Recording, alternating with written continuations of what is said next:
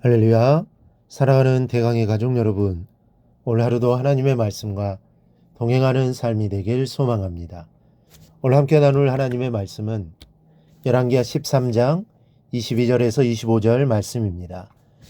요아스 왕의 시대에 아람 왕 하사엘이 항상 이스라엘을 학대하였으나 여호와께서 아브라함과 이삭과 야곱과 더불어 세우신 언약 때문에 이스라엘에게 은혜를 베풀며 그들을 불쌍히 여기시며 돌보사 멸하기를 즐겨하지 아니하시고 이때까지 자기 앞에서 쫓아내지 아니하셨더라. 아람의 왕 하사엘이 죽고 그의 아들 베나닷이 데스나의 왕이 되매 요아스의 아들 요아스가 하사엘의 아들 베나닷의 손에서 성읍을 다시 빼앗았으니 이 성읍들은 자기 부친 요아스가 전쟁 중에 빼앗겼던 것이라. 요아스가 베나닷을 3번 쳐서 무찌르고 이스라엘 성읍들을 회복하였더라. 아멘. 오늘 본문의 이야기는 요아스 왕의 아버지 요아스 시대로 거슬러 올라갑니다. 22절을 보니 요아스 왕의 시대에 아람 왕 하사엘이 항상 이스라엘을 학대하였다라고 기록되어 있습니다. 이스라엘이 항상 늘 학대받았다는 이야기입니다.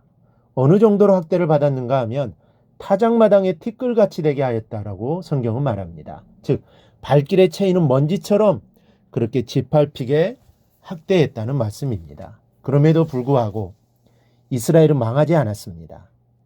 엄청난 학대와 고달픔이 있었으나 그런 가운데에도 망하지 않았던 것은 하나님의 역사가 아닐 수 없습니다.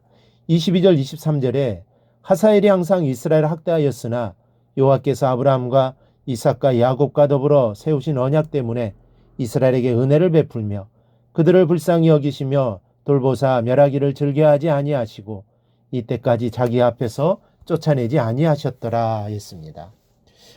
아람 왕의 학대로 망할 수밖에 없는 이스라엘이었으나 망하게 하지는 않으셨다는 뜻입니다.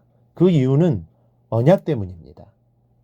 바로 하나님께서 이스라엘의 조상인 아브라함과 이삭과 야곱으로 더불어 세우신 언약 때문이었습니다. 이 언약 때문에 은혜를 베푸셨고 긍휼과 자비를 베푸셨으며 보호하신 것입니다. 그 언약이란 그 자손들로 하여금 번성하고 창대케 하며 복의 근원이 되게 하겠다고 하신 약속입니다.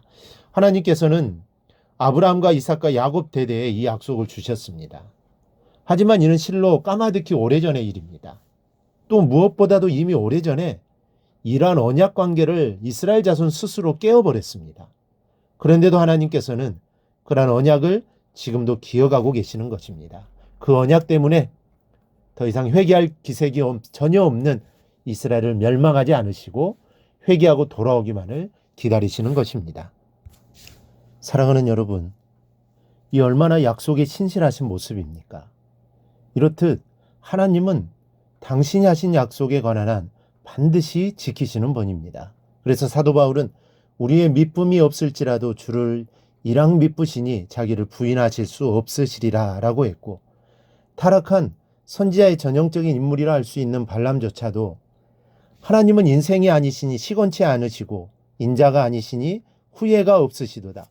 어찌 그 말씀하실 바를 행하지 않으시며 하신 말씀을 실행치 않으시라 라고 했습니다. 여러분, 하나님은 당신이 하신 말씀은 반드시 지키시는 신실한 분입니다. 하나님의 약속에 대해서는 그 약속을 주신 대상의 상태와 관계없이 반드시 지키십니다. 우리는 이러한 하나님의 신실하심으로 인해 우리의 범죄로 말미암아 도무지 소망을 가질 수 없는 상황에서도 소망을 가질 수 있습니다. 그런데 이러한 소망을 너뿐만 아니라 너의 후손 대대로 영원히 보호해 주신다는 겁니다. 이는 하나님의 언약은 일방적인 것이요 아무런 조건 없이 이루어진 언약으로서 절대성 언약입니다. 한마디로 이 언약은 아무리 큰 죄를 지었을지라도 변하지 않는 언약을 말합니다. 비록 죄를 지으면 채찍을 가하실지라도 이 언약만은 영원한 약속임을 천명하셨다는 뜻입니다. 그렇다면 오늘날 하나님의 약속은 무엇일까요? 성경에 기록된 하나님의 말씀은 모두 언약이요 약속입니다. 성경의 모든 말씀은 다른 사람이 아닌 바로 나에게 주신 말씀이요 언약인 것을 믿으시기 바랍니다. 성경 말씀은 1.1획도 변하지 않는 불변의 진리인 것입니다. 그래서 시인은 시편 119편에서 이렇게 고백합니다. 여호와여, 주의 말씀은 영원히 하늘에 굳게 섰사오며 영원토록 하늘에 굳게 선 것이 바로 하나님의 말씀이요 언약이라는 것입니다. 여러분, 성도의 소망이 어디에서 난다고 생각하십니까? 하나님의 구원이 영원토록 변하지 않다는 것을 알고 있기에 오늘도 소망을 갖는 것입니다. 만일 하나님의 마음이 인간처럼 죽꿀틀 변한다고 한다면 소망을 가질 사람은 천하에 아무도 없을 것입니다. 주님의 말씀은 언약이요, 이 언약은 영원 불변한 진리입니다. 우리가 오늘 붙잡아야 할 것은 불변하는 언약임을 알아야 합니다. 시편 119편 105절에 주의 말씀은 내 발의 등이요 내 길에 빛이니이다라고 했습니다.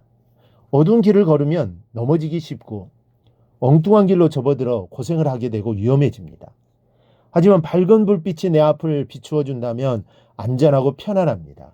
이렇듯 하나님의 말씀은 내 발의 등불이므로 그 불빛만 향해 따라가면 승리의 길이요 축복의 길이요 행복의 길인 것을 믿으시기 바랍니다. 다만 문제가 되는 것은 주의 말씀이 변하는 것이 아니라 우리의 마음이 변한다는 사실입니다. 주님이 나를 버리신 것이 아니요 내가 주님을 버렸다는 말입니다. 여러분, 이스라엘이 망할 수밖에 없고 죽을 수밖에 없는 죄를 범하였을지라도 하나님은 이스라엘을 버리지 않으셨습니다. 언약을 생각하시고 꺼져가는 등불을 끄지 않으시는 주님을 기억하시면서 나를 향한 주님의 마음이 영원히 변하지 않는다는 것을 감사하십시오.